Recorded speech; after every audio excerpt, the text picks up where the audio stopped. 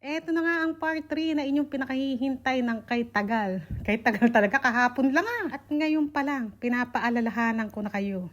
Kung kayo hindi ngiwi, kung kayo hindi certified na chisposa, wag nyo nang panoorin to dahil baka sumakit lang ang ulo nyo, mabuwisit lang kayo. Kailangan kasi ganito ang salita ko para hindi nila maintindihan. Kasi oras na maintindihan nila, baka maibig ako sa bahay ni kuya. Kung sana'y patutuloyin nyo ako sa bahay nyo. At ito pa ang isa kong request sa inyo.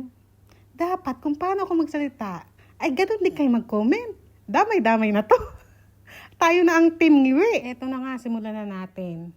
Ede, sa kinila nag-enekitere. Sila na yung nag-alege telege. Ngayon, nakiisip sila sa esewe ke. Ne, ang gusto nila, tetel, sa kanila na nakatira yung bete, sila na ang nag-aalege. At pereng wala na talaga pakialam yung magiling niya sa kanya. Ay bakeda pwede, ipingilin na lang sa asawa ka. Naintindihan nyo ba? Baka daw pwede, pengilin na lang sa asawa ka. Aba, ay buti naman talaga sinabi sa akin muna ng asawa ko. Kasi sa totoo lang, dito sa Pakistan, hindi ko sinasabing lahat ha, pero kadalasan ng Pakistani, mas inuuna niya makipag-usap sa pamilya niya. Meron sila mga pinagdidesisyonan sa buhay na hindi mo na sinasangguni sa asawa. Sasabihin na lang sa asawa, pagtapos na sila mag-usap, ganun. Pagka napagdesisyon na nilang pamilya nila. Nung kami, bagi-bagi kami ng asawa ko nagsaseme, parang ganyan din ang asawa ko.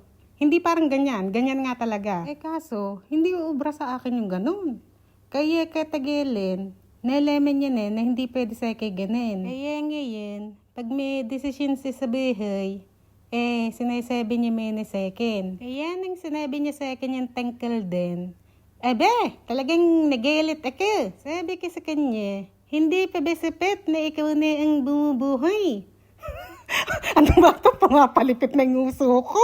Hindi pa ba sapit na ikaw na ang nagpepeeril? Ikaw na lahat ang gumagastos. Bakit kailangan pa ipingilin sa'yo? Alam ko, baka meron sa inyo na magsabi na ba't ayaw mo pang pumayag? Ala naman ding mamanahin, ganyan-ganyan ba na may papangalan lang, kawawa na may bata. At baka may magsabi pa na masama talaga ugali ko. Ay, sa totoo lang, kung dahil dyan, sasama ang ugali ko, ay paninindigan ko yan ha. Kasi ito, para sa mga anak ko, hindi para sa akin. Ang sabi ko sa kanya, Penny, pag pinigilin mo sa yung bete na yan. Tapos, pagka laki ng mga anak natin at may nangyari sa'yo, baka mamaya, mawalan pa yung anak natin. Okay pa sana kung may kahitiling Pero baka mamaya, ang kinilahat. Penny mga anak mo. Sabi ko sa kanya, kami, wala kaming mga pundar na marami. Itong bahay nga lang at lupa ang pundar namin Yun na nga ito na lang ang pundar namin. Baka mamaya, magka-problema pa pagdating ng panahon, di ba? Sabi ko sa kanya, wag na wag mong gagawin yan. Kasi, eras na gawin mo yan, ay talagang maglelehe ako. Maglalaho ako. Maglelehe ako. Sabihin mo. Sabi ko, wala pa kailam kahit sino pa bahayin mo. Kahit talangin mo lahat ng mga kapatid mong lalaki, paaralin mo lahat ng mga anak niyan, wala ako kailam, kasi pera mo yan. Pero naman, pagdating sa ganyan, pangalan mo na yan. Ay, hindi na pwede yan, sobra-sobra na yan. Kuha nyo ba gigil ko? Kaya ayun, natauhan din naman siya. At sinabi nga daw niya sa pamilya niya, sa magulang niya na gano'n, na paano pagdating ng panahon, may mga anak din ako, ganito, ganyan. Kasi sa totoo lang, dito sa Pakistan, parang sa Pinas din, ganun. May mga pagkakataon dyan na nag-aaway-away sa mga ari-arian, diba? Sabi ko sa kanya, ikaw na nga, may kwento ka sa akin, kamag-anak nyo. Ang tagal sa Saudi nung magulang nung mga bata. Nagpundar.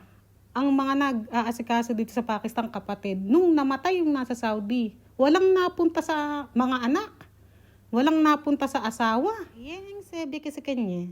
Sa mga ganyang bagay, lagi mong iinahin ng mga anak mo. Aba sabi ko, buhay na buhay pa yung magiling ng bete. Baka pwede pa Baka pumayag ako kung dedo na yung mga magulang kaso buhay na buhay Kaya ang sabi ko rin sa asawa ko, kung ano man ang naipender mo sa bahay, dapat ilagay mo, may will ka. Hindi ka sinasabi na may paheme ka. Pero maganda na ang segregede. Kasi parang iba yung law dito sa Pakistan kaysa sa Pinas eh. Kasi di ba sa atin, pag namatay yung asawa mo, sa'yo yung mga ari-arian, di ba? O kaya kung maghiwalay kayo, hati kayo, di ba? Eh dito sa Pakistan, pag maghiwalay yata ang mag-asawa, walang makukuha yung babae. Lalo na kung yung babae ang nakipaghiwalay. Pag babae pa nga ang nakipaghiwalay, kadalasan yan, ibinabalik ng babae yung mahar o mihar. Pero depende pa rin sa hiwalayan ha.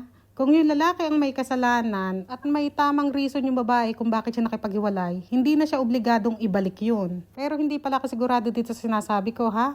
Kung mali ako, itama nyo ako. Tapos dito yata, kunwari, mag-asawa, nadedoong lalaki. Ang kayamanan ng lalaki, ang mga ari-arian niya, hindi mapupunta sa asawa. Mapupunta sa magulang. Mas priority yung magulang at saka kapatid ng mga lalaki nung namatay. Kung may mapunta man yata, 1/4 lang. Eh paano kung gahaman pa talaga yung mga kapatid o magulang? Ay baka wala talagang mapunta. Pero kung may will, ay ayun, mapupunta yata sa asawa at saka sa mga anak kung naka-will sa mga anak. Pero ito sinasabi ko sa inyo ha, hindi ako sigurado ha. Ito ay base lang sa pagkakaalam ko. Eh hindi naman ako attorney. Hindi naman ako judge, kaya hindi ako sigurado dito. Kaya kung ako ay sa tingin nyo mali, na yung mga naandito sa Pakistan, ay itama nyo ako. Eto nga yung mga kamarites ko, malayo pa lang sila, nakangiti na sila sa akin. Ay, buhay nga naman. Ano? Pag naaalala ko yung mga pinagdaanan ko nung mga nakaraang panahon naluluha-luha pa rin ako ng maliit eh. Ay nga pala, kwento ko pala sa inyo, Iba, sabi ko sa inyo, 2 lang yung bra ko. Ay, nalatid na naman yung tirante ng isa. Sobrang nalungkot ko. Ay, sabi ko, paano na ito? Yung 2, salit-salitan eh. Eh, paano iisa na lang? Okay, bye.